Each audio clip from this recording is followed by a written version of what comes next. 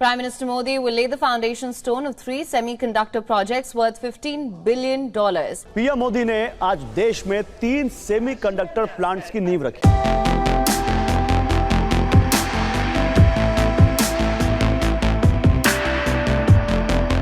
उसके साथ साथ ये भी बताया जा रहा है कि तकरीबन 1.25 लाख करोड़ का ये प्रोजेक्ट है। जी हाँ, इतना महंगा प्रोजेक्ट है। देखिए, सेमीकंडक्टर पहले से ही पता था कि सेमीकंडक्टर ही अब फ्यूचर गेम होने वाला है। जैसे बोलते थे ना एक जमाने में कि फ्यूचर में जो लड़ाई विश्व युद्ध होगा या लड़ाई होगी वो पानी पर होगी। आज बोलते हैं कि semiconductor is the future of the world. क्यों? क्योंकि सेमीकंडक्टर हर जगह यूज हो रहा है। 1.25 लाख करोड़ सेमीकंडक्टर। उन्होंने बोला कि जी भारत जो है वो एक वक्त आएगा कि सेमीकंडक्टर का हब बन जाएगा, कि हम we are going to support the manufacturing of semiconductors across the world. हम सबसे बड़े सेमीकंडक्टर मैन्युफैक्चरर होंगे अगले 10 साल बाद। भारत में इस तरह की एक्टिविटीज होती रहती है। जाहिर उनके पास पैसा है तो डिफरेंट प्रोजेक्ट्स जो हैं उसका इनॉग्रेशन भी होता रहता है, फाउंडेशन स्टोन्स भी रखे जाते रहते हैं। सो इंडिया अपनी economy, defence, society, identity, religion, बहुत सारी चीजों के ऊपर एक कॉम्प्रिहेंसिव पैकेज दे रहा है just to give the people of India an impression कि भाई you are in safe hands. हम जो है ना वो बाबू हैं और चिक्कड़ चौधरी हैं। हमें पता होना चाहिए कि हम 24 करोड़ पाकिस्तानियों ने इस दुनिया को कुछ नहीं दिया। ना हमने कोई टेक्नोलॉजी दी है, ना हमने कोई इजाद दी है। मिसाल के तौर पर आप 24 करोड़ पाकिस्तानी ना भी हो इस दुनिया के अंदर, दुनिया को क्या फर्क पड़ता है आपका? ना हो, आप तो उनके लिए कीड़े मकोड़े हैं। बात तो सही है। नमस्कार, जय हिंद दोस्तों भारत सेमीकंडक्टर हब बनने की दिशा में तेजी से आगे बढ़ रहा है और इस काम में देश का सबसे पुराना कारोबारी घराना टाटा ग्रुप और इजराइल का अहम रोल रहेगा। केंद्रीय इलेक्ट्रॉनिक व आईटी राज्य मंत्री राजीव चंद्रशेखर ने कहा है कि जल्द देश में 2 पूर्ण विकसित सेमीकंडक्टर फैब्रिकेशन प्लांट लगने वाले हैं। यही नहीं, कई चिप असेंबली और पैकेजिंग यूनिट स्थापित करने के लिए भी अरबों का निवेश किया जाएगा। केंद्र की नरेंद्र मोदी सरकार भारत को सेमीकंडक्टर मैन्युफैक्चरिंग सेक्टर में बड़ा प्लेयर बनाने के लिए कई कदम उठा रही है। एक और जहां सरकार इस काम के लिए विभिन्न देशों के साथ अरबों रुपए की डील को मंजूरी दे रही है, तो वहीं इसी काम और निवेश की राह में कोई दिक्कत न पेश आए, इसके लिए भी जरूरी सुविधाएं भी मुहैया करा रही है। अब इसका असर साफ दिखने लगा है और इसके संकेत केंद्रीय राज्य मंत्री राजीव चंद्रशेखर ने दिए हैं। उन्होंने पुष्टि करते हुए कहा है कि इन दिनों पूर्ण विकसित सेमीकंडक्टर प्रोजेक्ट में अरबों डॉलर का निवेश किया जा रहा है, जिसे देख पाकिस्तानी मीडिया आज भारत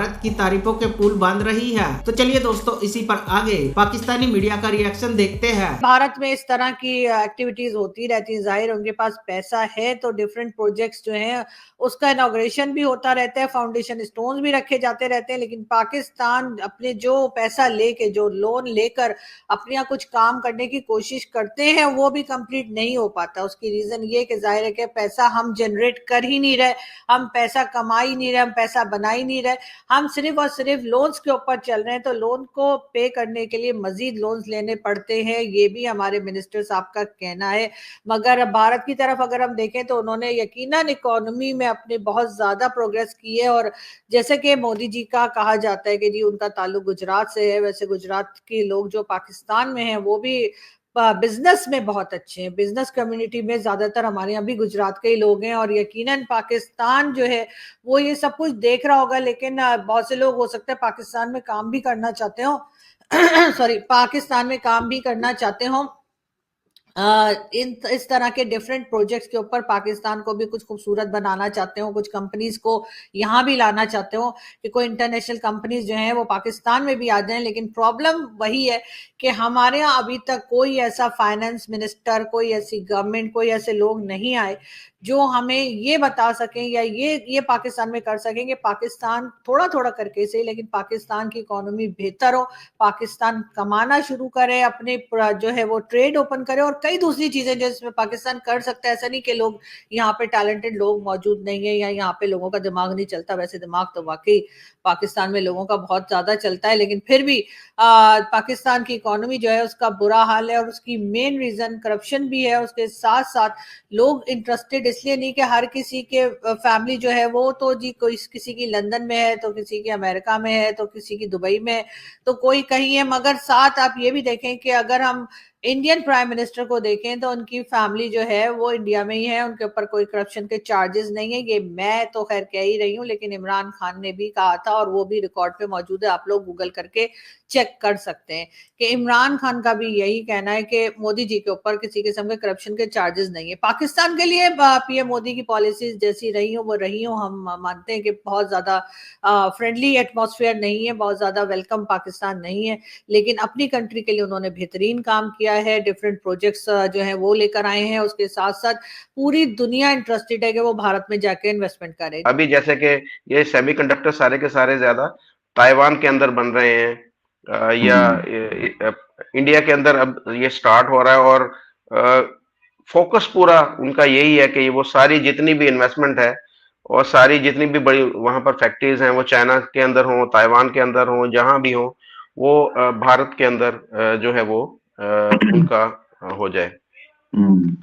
तो इसके साथ में जो पिछले 90 दिन के अंदर मोदी जी ने जिन प्रोजेक्ट का ऐलान किया है, या जिनका संगे बुनियाद रखा है, या जिनका उन्होंने इफ्तिताह किया है, वो उनकी टोटल अगर देखा जाए तो 110 बिलियन डॉलर उसकी अमाउंट बनती है।